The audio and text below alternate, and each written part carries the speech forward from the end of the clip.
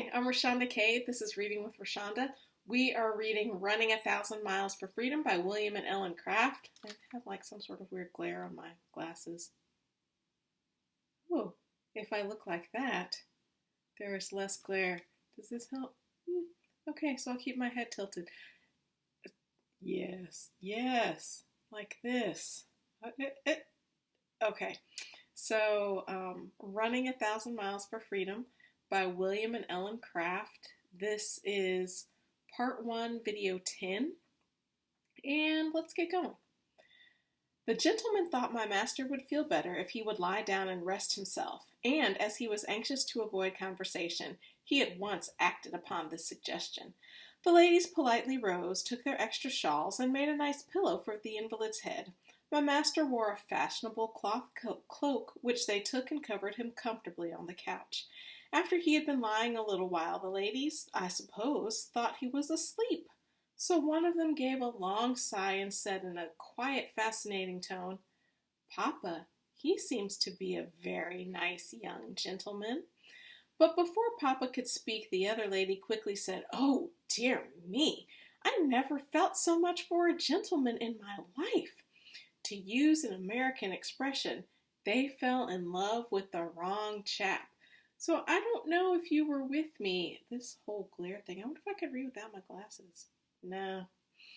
I don't know if you were with me when we read Clotel, but in Clotel there's a scene of Clotel escaping from slavery, and she is a white-skinned black woman who escaped from slavery following the pattern of Ellen Craft. She was dressed as a man, a sickly one, and she was in a coach with a dad and his 2 daughters, and and they were attracted to her. So this is just another moment of Clotel following William and Ellen Craft's story. All right, I'll keep reading. After my master had been lying a little while, he got up. The gentleman assisted him in getting on his cloak. The ladies took their shawls, and soon they were all seated. They then insisted upon Mr. Johnson taking some of their refreshments, which of course he did, out of courtesy to the ladies. All went on enjoying themselves until they reached Richmond, where the ladies and their father left the train. But before doing so, the good old Virginian gentleman, who appeared to be much pleased with my master, presented him with a recipe which he said was a perfect cure for the inflammatory rheumatism. But the invalid, not being able to read it, and fearing he should hold it upside down and pretending to do so, thanked the donor kindly and placed it in his waistcoat pocket. The master's new friend also gave him his card and requested him the next time he traveled that way to do him the kindness to call, adding, "I shall be pleased to see you, and so will my daughters." Mr. Johnson expressed his gratitude for the proffered hospitality and said he should feel glad to call on his return. I have not the slightest doubt that he will fulfill the promise whenever that return takes place. After changing trains, we went on a little beyond Fredericksburg and took a steamer to Washington. At Richmond, a stout elderly lady whose whole demeanor indicated that she belonged, as Mrs. Stowe's Aunt Chloe expresses it, to one of the firstest families, stepped into the carriage and took a seat near my master. So Mrs. Stowe is Harriet Beecher Stowe, and I'm assuming Aunt Chloe is a character in Uncle Tom's Cabin. And Uncle Tom's Cabin was actually one of the texts I wrote about in my dissertation, but just right now at the moment I can't recall Aunt Chloe, but I assume the Crafts are referring to Uncle Tom's Cabin and not any of Harriet Beecher Stowe's other work. She certainly wrote other things, but that's what she's most famous for. All right. Seeing me passing quickly along the platform, she sprang up as if taken by a fit and exclaimed, "Bless my soul, there goes my nigger Ned." My master said, "No, that is my boy." The lady paid no attention to this. She poked her head out of the window and bawled to me, "You, Ned! Come to me, sir, you runaway rascal!" Like that's going to make somebody come. On my looking round, she drew her head in and said to my master, I beg your pardon, sir.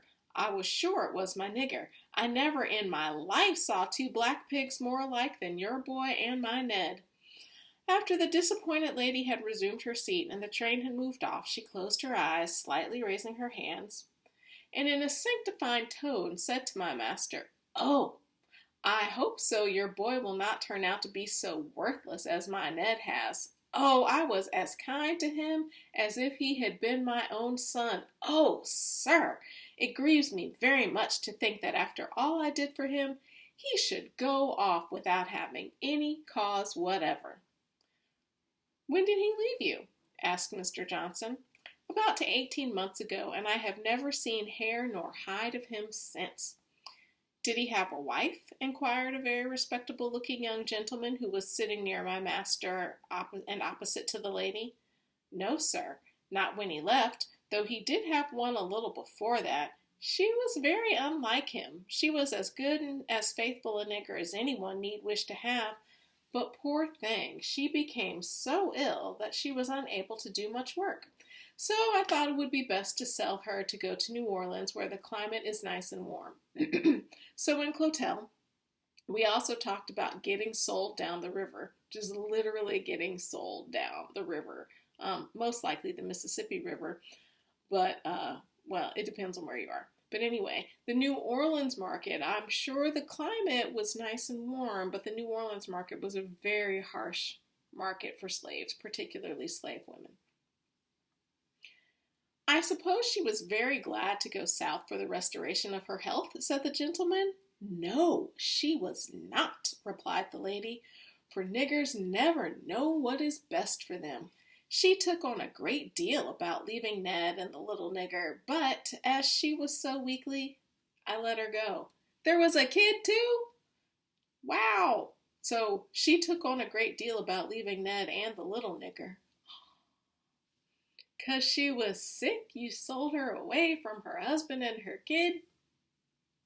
That's awful! Was she good looking? Asked the young passenger, who was evidently not of the same opinion as the talkative lady, and therefore wished her to tell all she knew. Was she cute, though? I could use a cute little slave woman.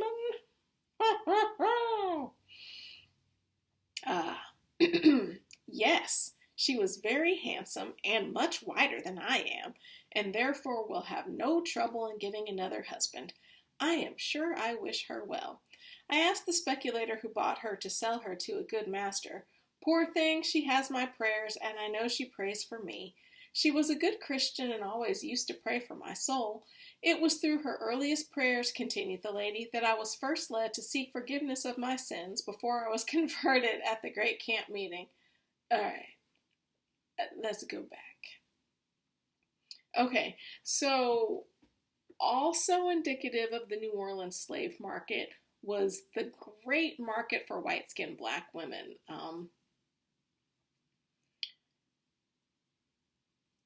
Often sold into sexual slavery. I guess they look white, so it's okay to bed them and own them. So the guy was like, ooh, was she good looking? And then the woman was like, oh yes, very handsome and much whiter than I am. I also imagine that her whiteness was part of the reason she was sold. Often mistresses didn't want their slaves to be whiter than them and start looking like white women and having people treat them like white women. This doesn't say, but if the slave was a paramour of the white woman's husband, that would be another reason to sell her away. And then she goes on talking about what a great Christian the slave was, and it was because of the slave that she came to Christ. How are you going to sell the person who introduced you to Jesus? How is that even a thing? All right, I'm going to keep reading. This caused the lady to snuffle and to draw from her pocket a richly embroidered handkerchief and apply it to the corner of her eyes. But my master could not see that it was at all soiled. I'm gonna pretend like I'm crying and dab my eyes. But I ain't. Didn't get nothing on that handkerchief. The silence which prevailed for a few moments was broken by the gentleman saying, "As your July was such a very good girl, and had served you so faithfully before she lost her health, don't you think it would have been better to have emancipated her?" That is a fair question. "No, indeed I do not," scornfully exclaimed the lady as she patiently crammed the fine handkerchief into a little work bag. "I have no patience with people who set niggers at liberty. It is the very worst thing you can do for them. My dear husband, just before he died, willed all his niggers free, but I and all our friends knew very well that he was too good a man to have ever thought of doing such an unkind and foolish thing had he been in his right mind, and therefore we had the will altered as it should have been in the first place." If you've ever wondered why, at least on TV, they talk about wills being written while you were in sound body and mind, it's for stuff like this. "No, I wasn't crazy when I set my slaves free." "Did you mean, madam," asked my master, "that willing the slaves free was unjust to yourself or unkind to them?" Oh, stick it to her. "I mean that it was decidedly unkind to the servants themselves." Notice how she called them servants, not slaves. There's a difference. "It always seems to me such a... And this one in particular who could have just walked away looking like a white woman.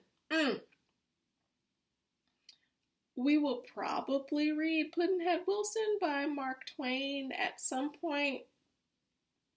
Keep your eyes open for Roxy. All right, I've gotten ahead of myself, off track.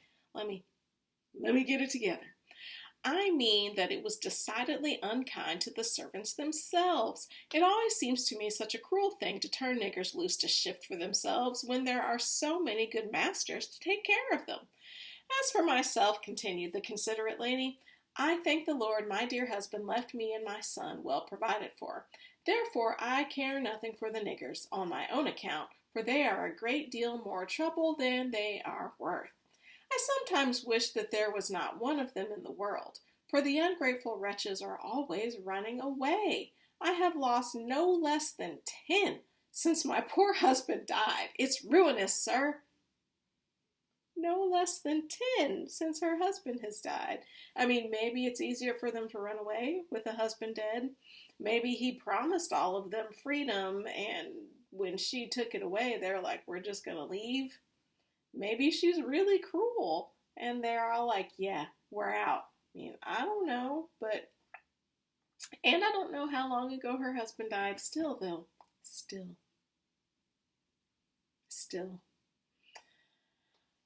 "But as you are well provided for, I suppose you do not feel the loss very much," said the passenger.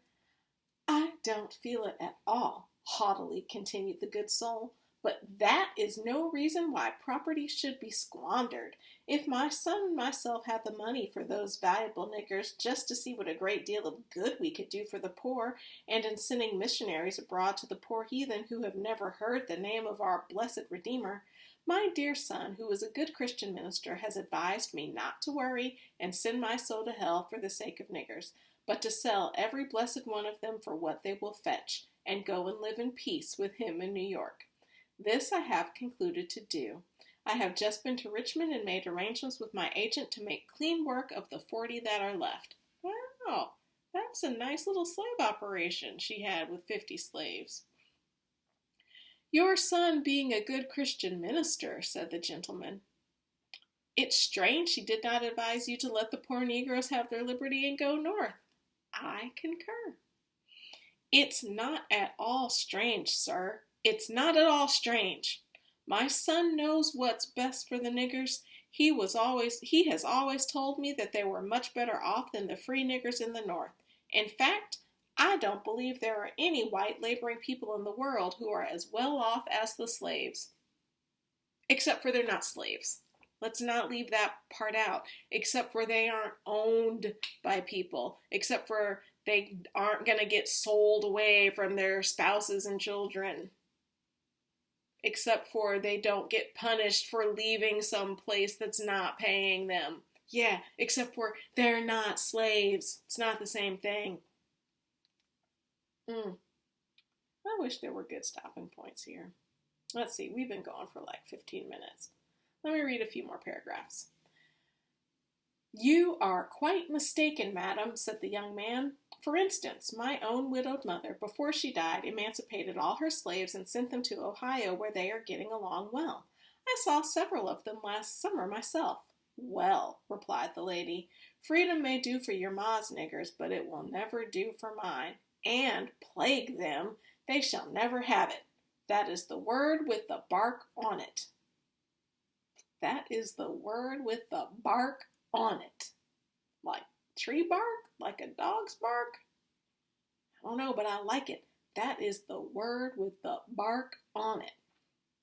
If freedom will not do for your slaves, replied the passenger, I have no doubt your Ned and the other 9 Negroes will find out their mistake and return to their old home. This freedom isn't working out. I'm going to go back, said no slave ever. Blast them! Exclaimed the old lady with great emphasis. If I ever get them, I will cook their infernal hash and tan their accursed black hides well for them. God forgive me, added the old soul. The niggers will make me lose all my religion. Whew!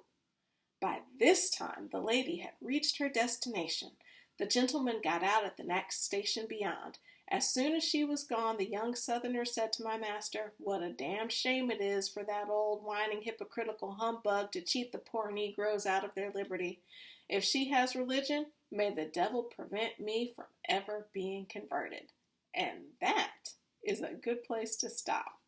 So we are still reading Running 1,000 Miles for Freedom. I'm trying to miss the glare. Ooh, If I Were Taller. Running 1,000 Miles for Freedom with William and Ellen Craft. Okay, down low. I'm Rashonda Cade. This is Reading with Rashonda.